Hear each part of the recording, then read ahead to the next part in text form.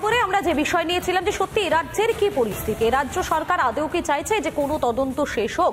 কিশোরা, এই বিষয় নিয়ে আমরা তর্ক বিতর্কে রয়েছে। আমি দেবব্রত বাবুর কাছে সরাসরি একটা প্রশ্ন নিয়ে আসবো, যে প্রশ্নটা আমি বিক্রম বাবুকেও করেছিলাম।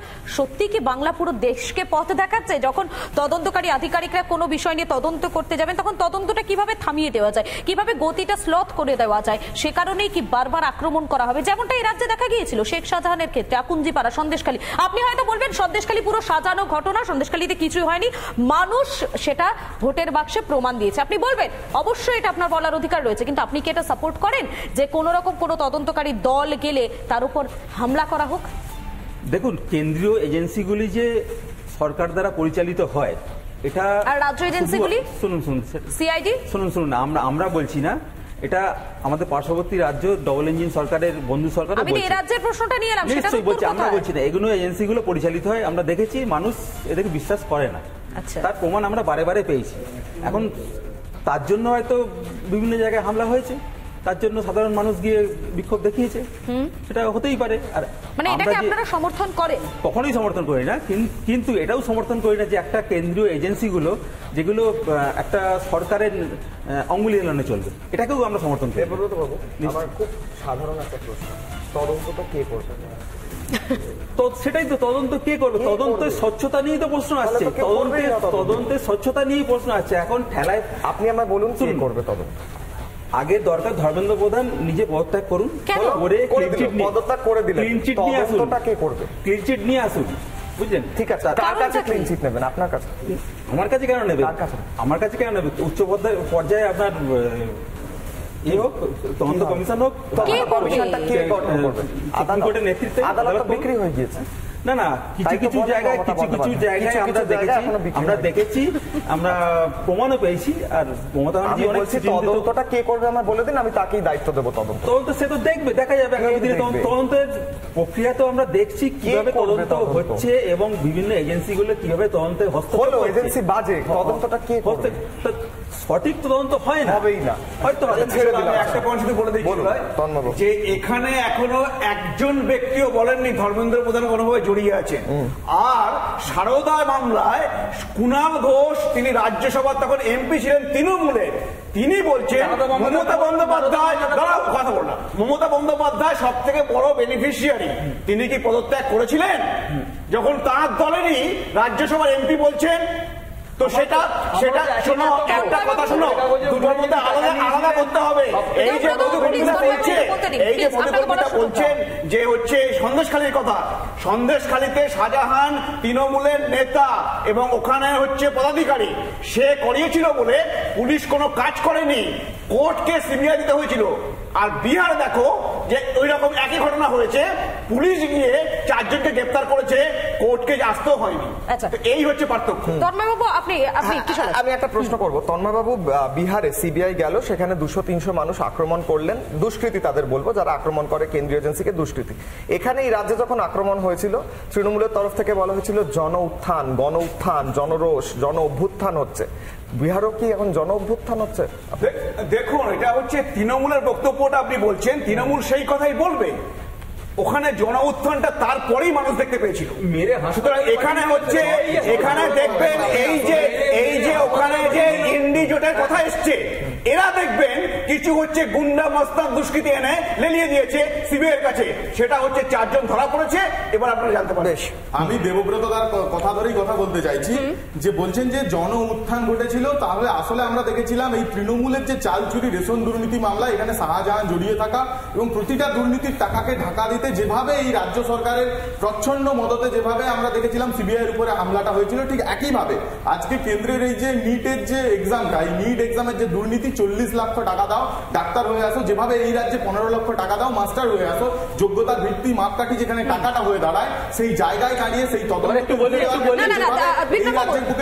বিক্রমবাবু, দেবব্রতবাবু, আপনার কাছে আমার একটা প্রশ্ন রয়েছে, খুব সহজ, খুব ছোট্ট একটা, খুব ভালো প্রশ্ন, আশা করি আপনি হয়তো উত্তরটা দেবেন। আচ্ছা, ধর্মেন্দ্র প্রধানের বিরুদ্ধে আপনাদের কি অভিযোগ বলুন তো? ধর্মেন্দ্র প্রধানের অভিযোগ, তার সময়ে উনি 2021 থেকে শিক্ষামন্ত্রী রয়েছে। আচ্ছা, আপনি আপনি আপনি আপনি একটা ছোট্ট বিষয় আমি হয়তো মিস করতে পারি, আমি কিশোরের কাছে জানবো। কিশোরের ধর্মেন্দ্র প্রধানের বিরুদ্ধে কোথাও কোনো এফআইআর হয়েছে বা কিছু, যেটা হয়তো আমি মিস করছি, এরকম কোনো তোমার কি মনে পড়ছে? আমার কাছে এই মুহূর্তে সেই মানে তথ্য এখনো নেই। পর্যন্ত এই মুহূর্তে আমার কাছে এই তথ্য নেই যে এই রাজ্যে এত দুর্নীতি হয়েছে। সেখানে মমতা বন্দ্যোপাধ্যায় তো রাজ্যের মুখ্যমন্ত্রী, বিভিন্ন মন্ত্রীরাও রয়েছেন, একজন মন্ত্রী জেলেও আছেন। তো আমি মানে আমরা যেটা বলতে চাইছি, ধর্মেন্দ্র প্রধানের যদি পদত্যাগ করার দাবি ওঠে, যেটা তন্ময়বাবু বলছিলেন, তাহলে তো মানে কোথাও হিসাব আপনারা এমনটাই বলছেন, তাহলে এই রাজ্য দায়টা কে নেবে? এই রাজ্যে দায় নিয়ে কি পদত্যাগ করে দিতে হবে? তাহলে তো আপনাদের সরকারের বিরুদ্ধে এত এত অভিযোগ, সেই দায়টা কি মমতা বন্দ্যোপাধ্যায় নিচ্ছেন? বালি চুরি, কয়লা চুরি, শিক্ষা চুরি, তাহলে কোথায় আরে ধর্মেন্দ্র প্রধানের বিরুদ্ধে প্রমাণিত সত্যটা কি? প্রমাণিত সত্য কি? ধর্মেন্দ্র প্রধান পদত্যাগ করছেন না কেন তন্ময়বাবু? এইটাই দেখুন, শিক্ষামন্ত্রী জেলে রয়েছে, বিধায়ক জেলে রয়েছে। আচ্ছা, আমি বলছি তো দেখুন, একজন ধর্মেন্দ্র প্রধান কিছু করেছে, এতটুকু কিছু বেরিয়েছে বলতে চাই 1 মিনিট। কেউ বলেছে? আচ্ছা, এক মিনিট দেখুন, রাজ্যের বুকে আমরা দাবি করেছিলাম যে রাজ্যের এই যে সিআইডি সংস্থা, যখন রাজ্যের যে শিক্ষার দুর্নীতি হয়েছিল, নিয়োগের যে দুর্নীতি ঘটেছিল, তাতে তদন্ত ঠিকঠাক ভাবে সম্ভব নয়। এবং আমরা পরবর্তীতে দেখেছিলাম ইডি সিবিআই এর তদন্তের ফলে পার্থ চ্যাটার্জি আজকে জেলে গিয়ে পৌঁছেছেন, ভুরি ভুরি দুর্নীতিটা সামনে এসেছে। আমরা বলছি যে যেভাবে দুর্নীতিটা আজকে নিটে হয়েছে বা এনটিএর যে পদ্ধতিগত যে ত্রুটিটা হয়েছে, প্রতিবার যেভাবে আমরা দেখতে পাচ্ছি যে প্রশ্নপত্র কেলেঙ্কারি হচ্ছে, প্রশ্নপত্র ডার্ক ওয়েবে ফাঁস হয়ে যাচ্ছে। 2014 সালের পর থেকে আমরা একের পর এক যে পরীক্ষাগুলো সেনাবাহিনী নিয়োগ থেকে শুরু করে প্রতিটা জায়গায় আমরা দেখতে পাচ্ছি, আজকে সিআইএসআর নেট থেকে শুরু করে নিট পিজি থেকে শুরু করে প্রতিনিয়ত যেভাবে এনটিএর যে কার্যক্রম, এনটিএর প্রশ্নে এনটিএর ডিজিকে পদ থেকে সরানো হয়েছে। কিন্তু আপনি জানেন যে প্রদীপ কুমার যোশী এনটিএর চেয়ারম্যান, উনি এবিভিপির সদস্য ছিলেন। উনি ও তৎকালীন সময় আমরা দেখেছি আরএসএস এর নেতা, সংঘের নেতা, তিনি দরখাস্ত করে লিখে পাঠাচ্ছেন এই প্রদীপ কুমার যোশীর নাম করে। এই রাজ্যে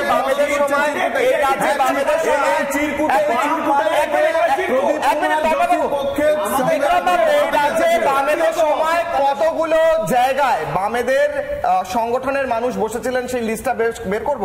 কতগুলো সরকারি পদে বামেদের সংগঠনের মানুষ বসেছিলেন সেই লিস্টটা বের করব।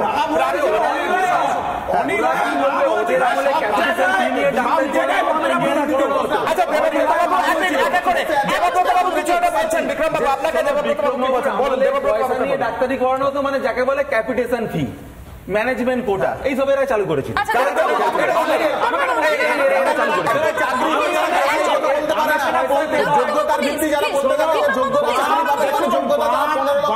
আমলে মুখ্যমন্ত্রী স্ক্যাম করতেন, 10টা কোটা রেখেছিলেন নিজের কাছে।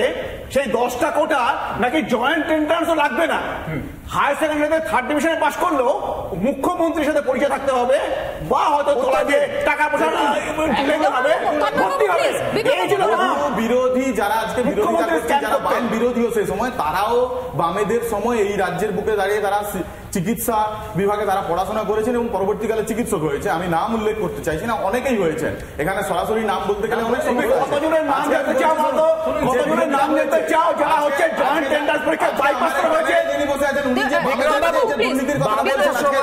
এই রাজ্যের শিক্ষা ব্যবস্থা তো প্রচন্ড উন্নত ছিল, মানুষের চিকিৎসা এত ভালোভাবে হতো, সরকারি হাসপাতালে এত সুন্দর পরিকাঠামো ছিল, এই বামেদের সময়ের চিকিৎসা ব্যবস্থার উন্নয়ন এবং তার পরিকাঠামো কি ছিল, শিক্ষা ব্যবস্থা কি ছিল, সবটাই আমরা দেখেছি এবং জানি। এবং আমাদের সঙ্গে রয়েছেন তন্ময়বাবু, আপনি তো ডাক্তার, আপনি বামেদের আমলের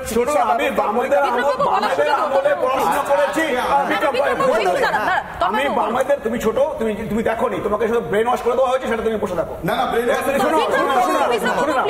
আমি বামেদের আমলে পড়াশোনা করেছি, বামেদের আমলে হসপিটালে কাজ করেছি। আমি যখন এমডি করতাম তখন এসএসকেএম এ নির্দেশ আসলো সবাইকে মেঝেতে ভর্তি করতে হবে যদি বেড না থাকে।